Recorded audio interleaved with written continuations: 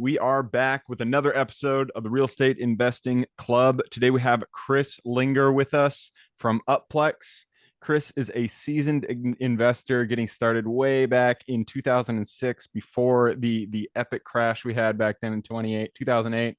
Chris has a lot of experience from back then. I will let him tell his story, but I am super excited to have you on, Chris. Thank you very much for hopping on the show.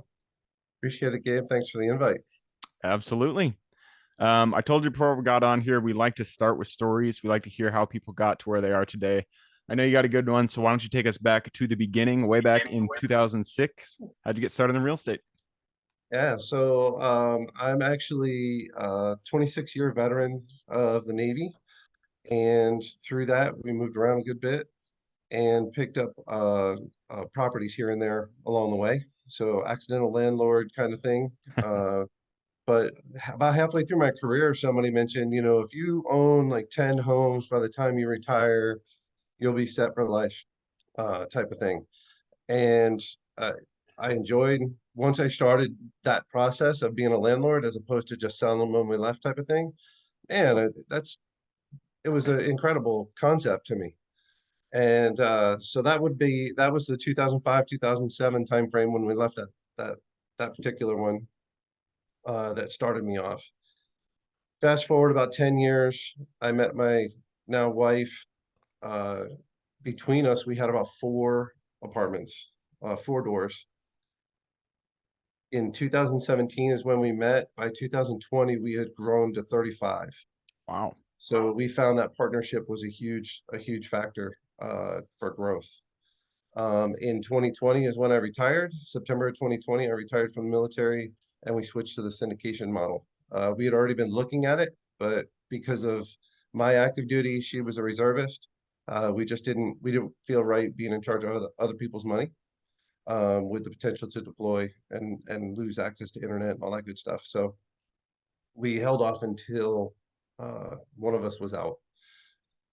Since then, we have sold most of our portfolio. We took that money that from the sales of those where we tripled most of our investment uh, dollars, and we went into a couple of joint ventures with mobile home parks, self-storage.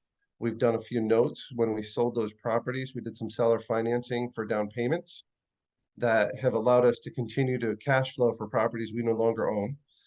And then we moved into syndications. We went into mentorship for that. And we now are in over 1,800 apartments as general partners and another 1,000 apartments as passive. Wow, that is quite the trajectory. It sounds like the bulk of the activity happened within the last 3 years, which I just want to highlight because it just goes to show when you really are have your eye on the prize of financial freedom, it can happen very quickly. I know you had a few properties before that, but people always thinks it'll take 20 years to reach their goals. It won't if you really focus in on it.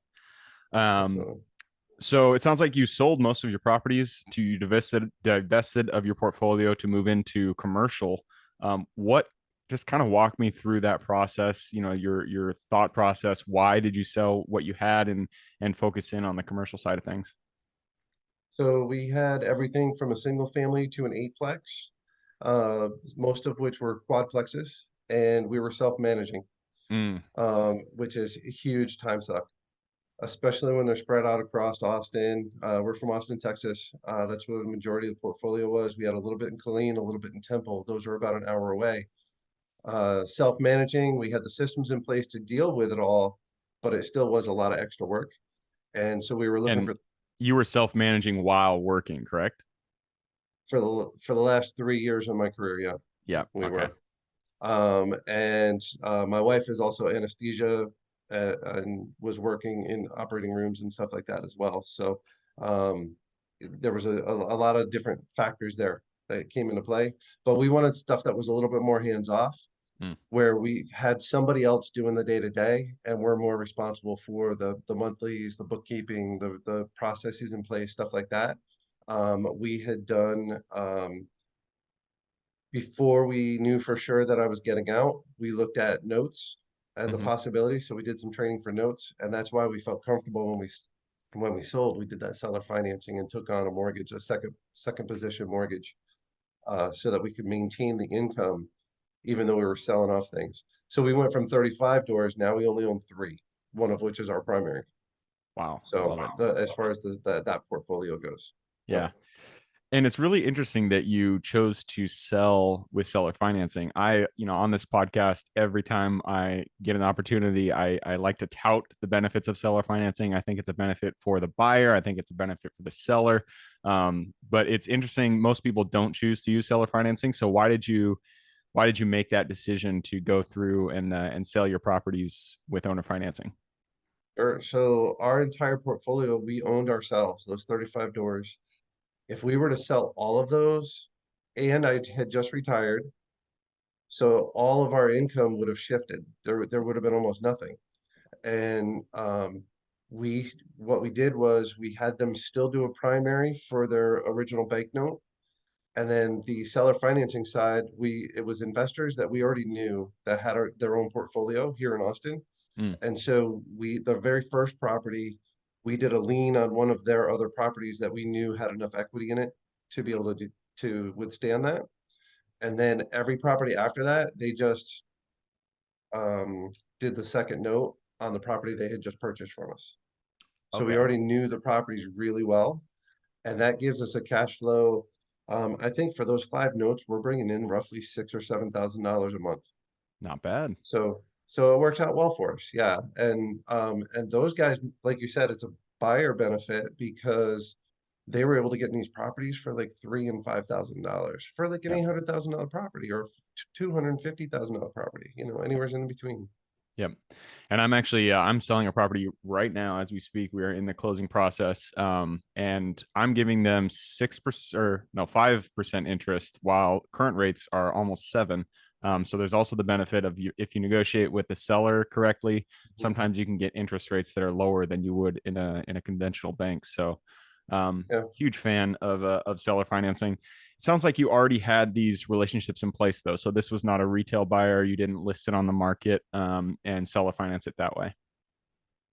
Um, I will say we had two of the properties that were listed on the market originally. We had buyers for those and we were open to that. And then as this other group bought some of our other stuff off market, that became a conversation. We just weren't sure if we were going to be able to work out a sales price. Yeah. And obviously we ended up doing that. So, and we did long-term financing with them so that we knew we would have this repetitive income for a while, for some of that, and interest only for like a 4 or 5 year period. So they had time to grow their rental income on their side before they really started making the bigger payments. Nice. That's exactly the structure that I do. Interest only on the front, and then usually I do a balloon at 3 or 4 years with an option to extend if they're not able to find financing. So, love to Yeah. hear that. Love that you're a seller financing convert over there or proponent. Let's talk about management real quick because you said that one of the reasons that you decided to divest yourself of the properties is because of the time suck. It was really ragging down on your guys' time. I know a lot of single family investors when they get into self management, they realize that it's not as passive as they thought, and they are looking for ways to kind of reduce the time requirement. So walk me through how you kind of transitioned your management from just yourselves to did you hire property managers, did you third party property managers, what'd you do there? Sold it all. Oh, so you don't have any third party property managers anymore. You don't have We any portfolio or any properties that you're managing. we have the three doors that we currently have. We do as midterm rentals. And actually, right before this podcast, we reached out to somebody local who runs midterm rental portfolio. We're going to sign with her, Okay. more than likely to manage those fully. Right now, for the last 2 years or so, we've been managing them ourselves, and it's been good. Being midterm rentals, it's like every 3 months you're dealing with the tenants, trying to switch out tenants, but we still get the occasional phone call. So at the moment, we're managing 1,800 units as apartment syndicators. I would rather focus in that direction. We have more freedom of time and space. Uh, Having to manage the ones where we are, it still takes a little bit of your time, not as much. But what we saw in that process is that when you feel like you can afford a property manager, get one.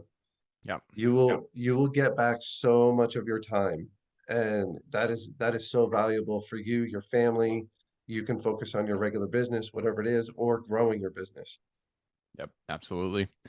Yep. So transitioning a little bit to your current business, you guys are, sounds like your GPs, your LPs, your everything and above on the commercial side, doing syndications. You spoke my love language when it comes to real estate. I love self storage, and you already talked about that. So, how did you decide to kind of focus in on the self storage mobile home park asset classes? So, great question. We were actually in a mastermind with some basic, general, all around, little bit of everything type of group. And one of the folks in there is a self-storage guru, and another one is a mobile home park guru. Hmm. And so for like 6 or 9 months, we're watching these guys, listening to their business plan, and then if an opportunity came up to joint venture with them, and so we of course jumped on them, and those have been great little cash cows.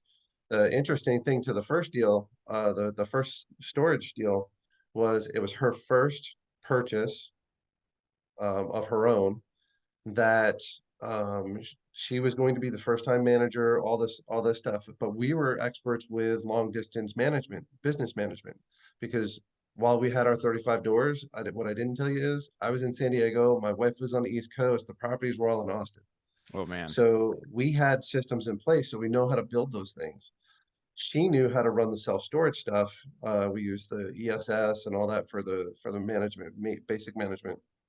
Anyways, we lucked out. We were selling one of our duplexes to another friend of ours that was getting out of the military. We got the money for that. And just as the bank was telling us that they would not loan on the self storage because none of us were in North Carolina, it was in Charlotte, just outside of Charlotte. None of us were in North Carolina. And only the one guy that had experience wasn't willing to sign on the loan. Hmm. And right there on the spot, when she told us in this Zoom call, looked at her, looked at my wife, and I said, "We've got the money. We can be the bank." And so we financed we're the bank on that property still. It's been 20 months roughly, and we're looking to refinance it or sell, and we'll do really well with that. Nice. Well, congratulations. I love to Yep. hear success stories. Of the two, it sounds like you're in apartments too, but if you kind of had to choose a favorite child, I know it's hard, but if you had to choose a favorite child of the three asset classes, I guess, multifamily, mobile home parks, and self storage, which one is your favorite so far? Sure, it's not even a question. Multifamily is where we Okay. focus. That is our focus because of the depreciation, the net worth generation that you can get, which would then later turns into I guess I'll say cash flow on the back end, when you Cool. sell those properties. There's a bigger return on those on that side of it all. What we do like about mobile home parks and self-storage is there's good cash flow, and so with the multifamily that we get into, we can write off that cash flow. Yep. Yep. Makes sense. Yep. All right. Well, we're running down on the time. Before we move over to the quick question that round, though, it would be remiss of myself if I didn't broach these topic that you actually put down as your title, which is how to protect yourself in a down market. We're coming into what would be a down market. I guess we're in a down market right now, but so kind of walk us through that. What's your strategy for entering a 2008, 2023 sort of depression? Sure. So we're already seeing some of these deals that have been purchased with COVID. There was a large amount of shift from long-term agency debt because they were requiring such high reserves to variable interest rates, and a lot of people didn't cover themselves well. Mm, So for us, the deals we've gone into, we do rate caps so that it limits how high the mortgage payment can go. And but we're looking to take advantage of those opportunities that are coming up where the property isn't performing like it should, to be able to cover these higher interest rates, because at the time, nobody was expecting them. Um, we feel that real estate is one of the best hedges against inflation for your money. You know, you're putting in today's dollars and you're getting out tomorrow's dollars. So you just can't beat that opportunity. So we're trying to offer as many different opportunities as we can. We'd really like to try to do about 6 syndications this year, to be able to open this up for investors to be able to help them on their journey. And I know that's kind of a broad and vague answer to some extent, but really we're looking at the performance of that property today to make sure that it's going to be able to hit where we need it to be on the returns for the tenants, or excuse me, for the investors. We try to write very conservatively. We don't jump over on the side of the market will be better later. You know, we always underwrite as if the market's going to be worse when we go to sell, so that we can make sure we're going to perform. And then the rent bumps, we keep those very minimal. After the first year, we keep them very minimal to organic rent growth for the market. Yep, absolutely. I think that is such a difficult and important lesson to learn in real estate is when you're underwriting, make sure to hedge in the on the side of things going poorly, because you really do not know the future. Even if you're in, if you were in 2019, 2020, it looked like the market was just going to keep going up, but that's never the case. There are always swings in the market. And so shit can hit the fan, especially if you have something like a variable interest rate. It could really bite you if you haven't built in some kind of cushion in your underwriting. And I know when you get into certain deals, you just really want it to work, and you just want to hedge it a little bit and say, "Oh, it'll be fine. I'll recoup this in appreciation. The market's going to improve, whatever." Don't do that. Don't put No, yourself in that kind of situation. So right on. It looks like we are at time, so it's time to jump into the quick question round. Are you ready? absolutely. Let's do it. Starts with books. I'm a big bookie, so give me 2 recommendations, one for general life wisdom and one for real estate specific. Um, Real estate specific, I would say there's the 12-week year. That really it's actually more business, I'll say, than real estate, but business and life. Maybe I went backwards. It really would help you with life. You know, if you've got your goals, you're setting your goals for the year. If you can bring those, everybody underestimates what they can do in long distance terms. 5 year, 10 year, even your 1 year goals, you can actually accomplish them much faster if you look at them as a 12-week year instead. You can get so much more done and so much more accomplished. So that was an amazing book, real good eye opener. And real estate side, man, we read so many. um, I would say rocket fuel. If you have, like, for our business, Maricela is a visionary. I'm the integrator. And if you can get the right two people together, you can take off like rocket fuel. That book was amazing for our business because it really does go in that direction. Like, you have to have somebody looking forward, and there's so much stuff going on in the background that needs to get put together to be successful and make sure that you're doing the things that you say you're going to do, that it takes two very competent people, but competent in different skills, to come together and be able to make that happen. And it's just amazing. Nice. And that is why good partnerships are gold. If you got a good one, if you can find a good one, it is definitely worth it, especially when you guys have those complementary skills. And that Absolutely. brings us to the next question. This is for your younger self. So let's go back to the Chris who was he was still in the military, 2006, buying that first house. Go back to him, look him in the eye, give him one piece of advice moving forward. Absolutely. If you get a hold of an asset, don't get rid of it. Don't get rid of it just to get rid of it. Utilize it, build it, like, take your time with that thing, and it will be worth so much more in the future. That's probably my biggest regret is I thought about keeping the very first house, and well, we knew we weren't going back to that space, and so we sold it, very minimal profit, nothing to gain over time. We weren't able to take advantage of depreciation. So that's probably my biggest is once you get an asset, keep it for a while, enjoy it. And that same sentiment is echoed across so many different episodes. Every investor, I feel like once they get into real estate, they sell their first few properties and they're like, God damn it, I wish I didn't do that. But good piece of advice. Let's move on to the next question. This is for your strengths. All of us are gifted with Superman strengths that we uniquely give this world. So, what is your unique strength?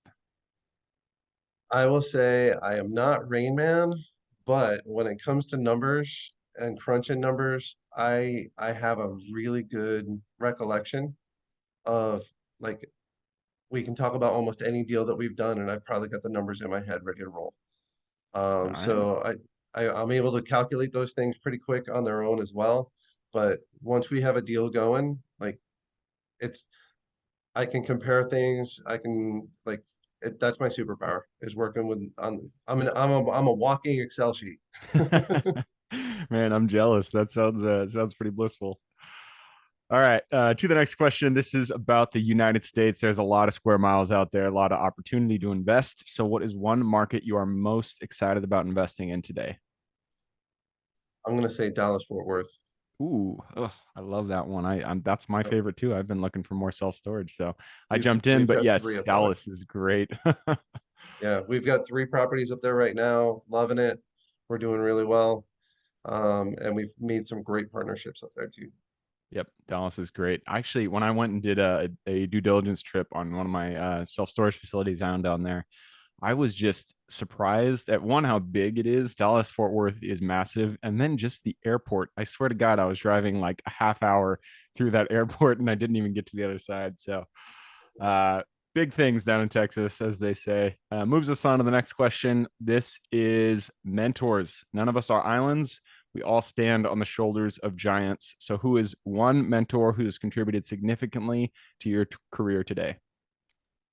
Our syndication mentor taught us everything from the broker all the way to the closing table. Brad Sumrock, Apartment Investor Mastery is his program, and he actually has something at the end of March. So if people are interested, please reach out. It might be close on this when this releases, but Sumrock's been doing it for 20 years, and we had friends that were in the program that just added value, when they came back and told us their story. So. All right. Well, thank you, Brad, for helping Chris get to where he is today.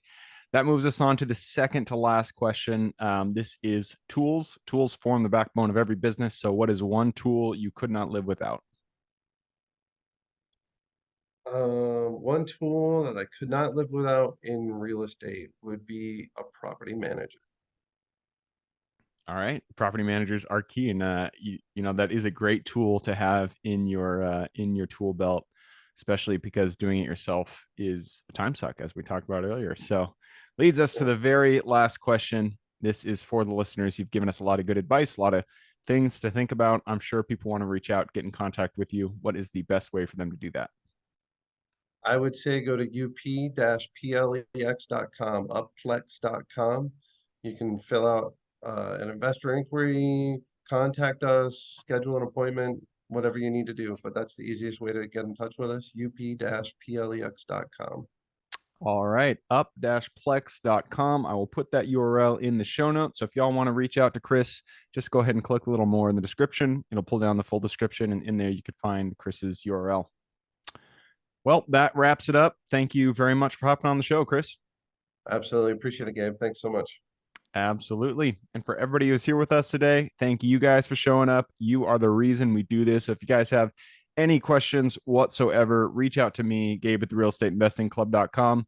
And if you guys want to support the show, all I ask is that you give us a like, subscribe, share, whatever it is. That's the best way to support us over here.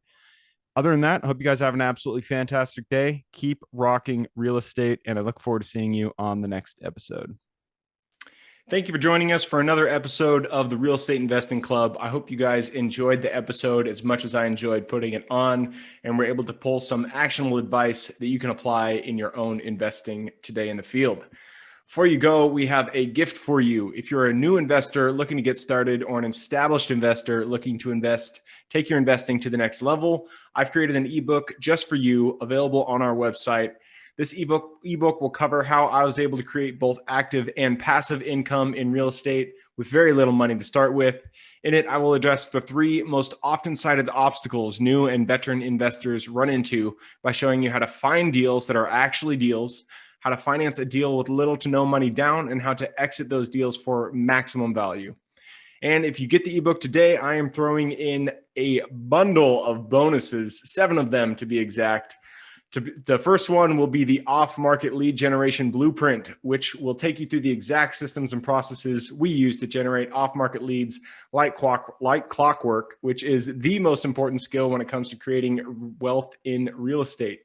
The second bonus is the A to Z REI systems and vendors guide, which will allow you to peek under the hood of our business and see the exact tools, systems, and even the vendors we use to see the success that we do.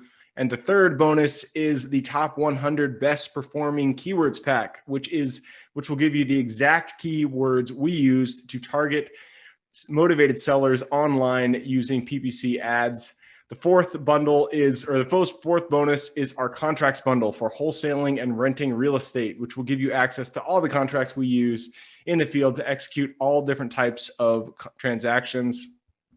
After that is the investor's quick analysis calculator and offer tool, which will allow you to quickly calculate whether a deal is an actual deal and will allow you to create an offer automatically from those calculations. This is a lot of bonuses that I said. I'm just going to keep going down the list. Number 6 is the investor's daily success tracker, which is a tracker you can use to ensure you are taking the right actions day in and day out to reach your financial goals in real estate. And the last bonus is the wholesaler's template for quick assignment cash, which will give you the templates we use to present our wholesale deals professionally and efficiently to our buyers. Whew, that is a bundle. So it's a mouthful. You get all of those bonuses for free when you download the ebook. All we charge is the admin cost to run the show. So if you're interested in the ebook and the bonus bundle, head on over to the website at therealestateinvestingclub.com. Click on Get the Ebook Bundle at the top of the page to take advantage of that deal. And with that said, I hope you have a fantastic day, an even better week. Keep rocking real estate, and I look forward to seeing you on the next episode.